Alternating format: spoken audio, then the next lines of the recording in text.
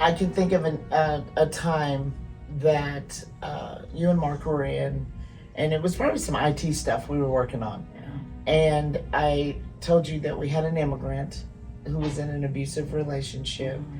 And it was so wild because one of our other guests is from the Philippines. And I couldn't understand the woman on the phone. And we were waiting for her to come in, and she too was from the Philippines. That wasn't that long ago, was it? Okay. Remember? Yeah. And when she came in, you guys witnessed that interaction. Oh yeah, they were just like and hugging and crying and laughing and they could speak their language. Their language. Right? Yeah. And we had them in the family center because they were both victims of domestic violence. Mm-hmm. And it was so cool to watch that interaction. But I remember you and Mark's face when you came out. Yeah, it was like and and we told the other guys, hey, she's here. And they didn't even know each other. Yeah, I remember but that. The culture, their language, they bonded immediately. And both of them are just weeping. Yeah. Now we're crying, and that, I think that was one of the coolest things I've ever witnessed. To have someone here, because I remember when I was doing that intake, I wasn't doing the intake, let me scratch that. She had called me and said, I got your name, and I could not understand her because her accent was so strong, and I thought she spoke Spanish.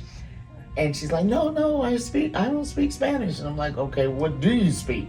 And she goes, I'm from the Philippines. And then I thought, oh, so is this other guest? And she came in and took the phone from me and was able to get information in their language, which was beautiful. And then you guys witnessed when they first met. And I looked at you and I said, this is all the time.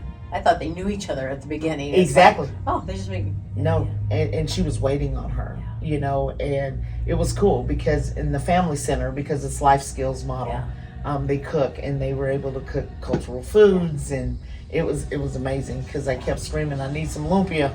And who's gonna make me lumpia? It's a Filipino like egg roll, and it is delicious.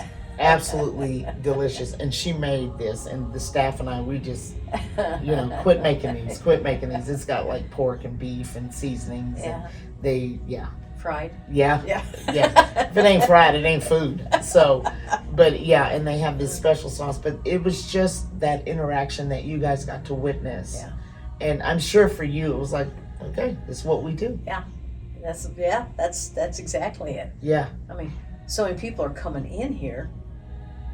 They don't know anybody. They don't have somebody, what is it? There's a sign I saw one time. It was at a restaurant, and it says something, be nice, smile, something. You don't know what this person is going through or whatever. Mm-hmm. A waiter has a bad day and they have an attitude. Yeah. And you just like, that sign itself hit me home. It's just like, because we don't know that waitress didn't get an eviction notice before she came to work. Yeah. We have no idea or what got she's just going through. a bad report from the doctor, or her spouse is like, hey, by the way, I want a divorce while you're on your way out the door. We don't know. And I always try to stress that with the team as well.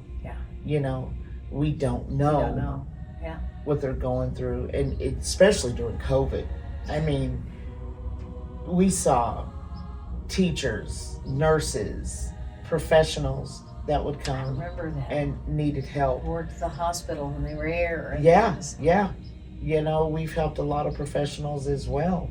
And so I would say Joseph Center is not just for that marginalized population, right? It's for everybody in our community.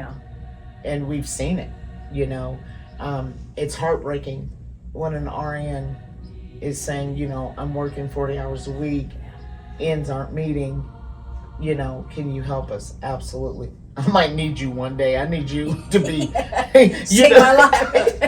And I'm like, I hope I don't need you, but at the same time, what you're doing for the community, we definitely was like, absolutely, what can we do to help you? And I'm not at liberty to share on film the whole story, but I'm like, this woman saves lives every day. The department she works is critical in everything she does.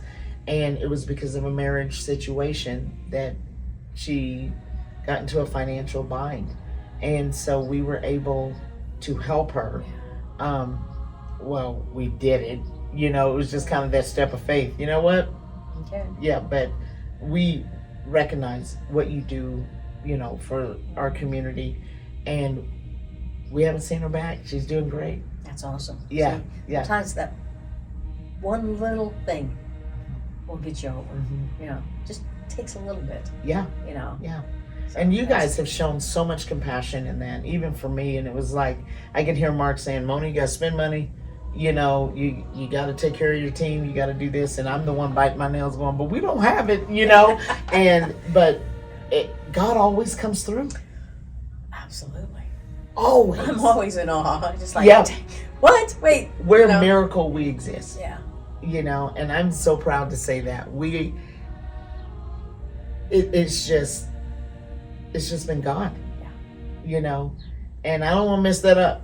Yeah. I don't mess it up I with know. him. I don't mess it up with nobody. You know what I mean? Yeah. It's like, because I know there's another side to that, right?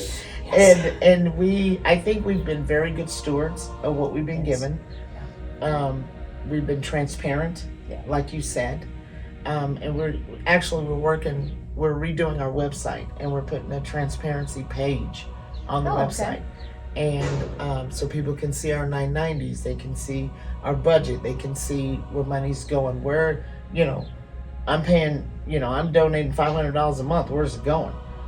Not in my pocket. I guarantee you that, you know? And so, but no one's complaining either, you know? And so that's amazing. Yeah. Proud of that. I am too. Yes. So, Yeah. good.